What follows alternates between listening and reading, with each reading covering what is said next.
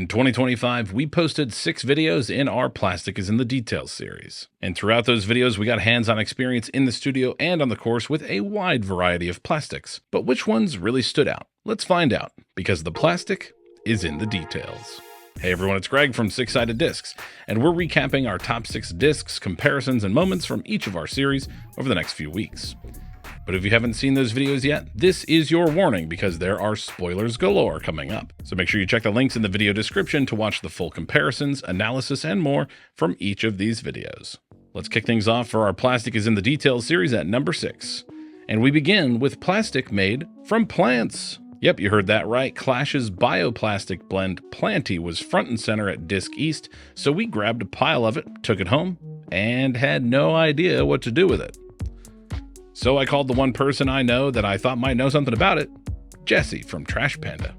We came to the conclusion that if it's as bioplastic as Clash says it is, we would love them to disclose more about the process, tell us more about where it comes from and how they make it. But until then, we can just throw them and see how they fly. And it turns out that much like Clash's other plastics, they feel and fly fantastic.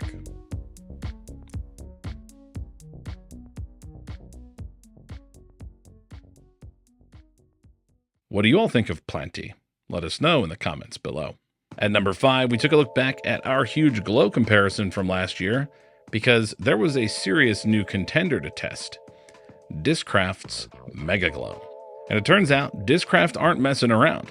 Making their previous seasonal glow look like non-glow plastic, Megaglo finally added a brighter, longer-lasting glow to Discraft's lineup. Side by side with MVP's top-of-the-line Eclipse and Innova's Proto Glow champion, the Megaglo held its own and put itself firmly in the conversation of top-quality glow plastics.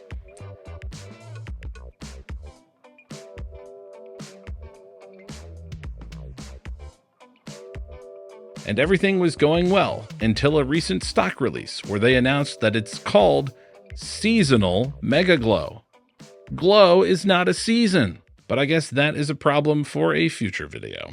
Anyways, at number 4 is one of the craziest tests we've ever done to answer the question, what is the most durable plastic? Every winter you see these pictures posted all over social media.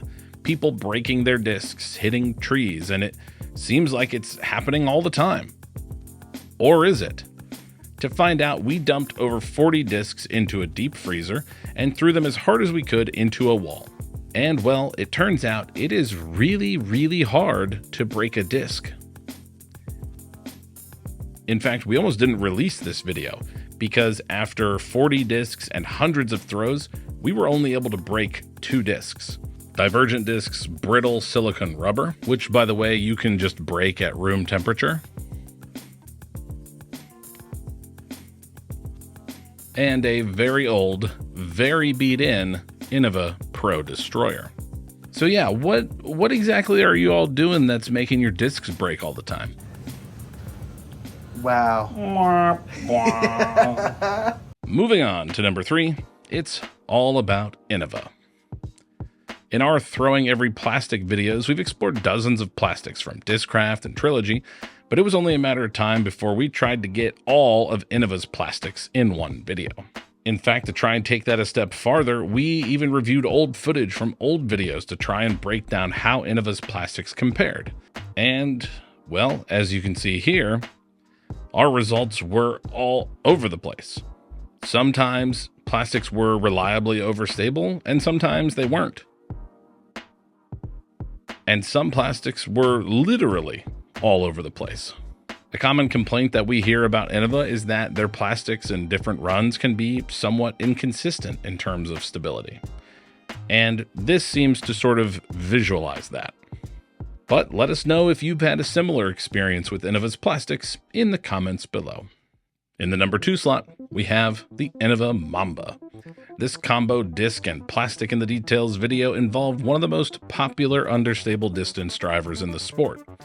We put the Mamba through its paces at 4 different skill levels in early November and saw some interesting results. But this time, just to make things even more interesting, we didn't test just one Mamba, but 4, all in different plastics.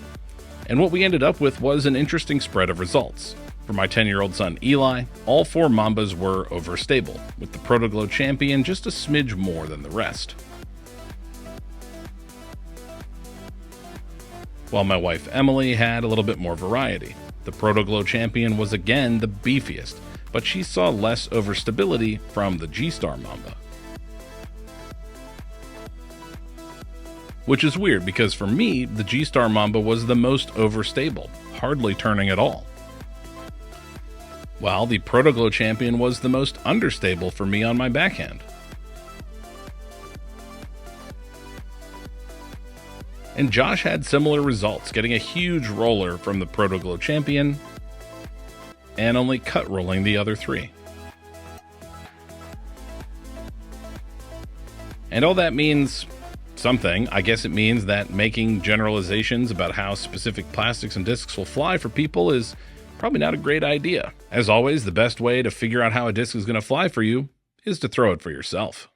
Finally, at number 1, we have one of the biggest claims we've heard from a manufacturer in years.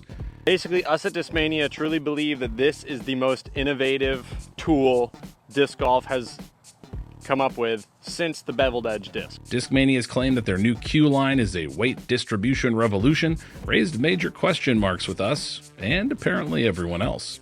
We took a close look at it alongside a larger Discmania plastic comparison, which has been made somewhat easier these days by them discontinuing their old active line and now slowly merging the Evolution line into their new reinvented Originals line. And while the P2X and Origins were interesting and fun to throw, the Q-line DD3 is what everyone tuned in for. And, well, we couldn't really say that it was as revolutionary as Discmania claimed. In fact, I don't think anyone can until we see this disc used more in competition. In distance contests, in different molds, and in different conditions. Then, and only then, will we know just how much of a game changer Q-line really is. What do you all think of our Plastic is in the Details series? And what would you like to see from it in 2026? Let us know in the comments below. For Six Sided Discs, I'm Greg. We'll see you in 2026. If you like this content and want to see more, please consider liking the video, subscribing to our channel, or becoming a member. Your support makes this content possible.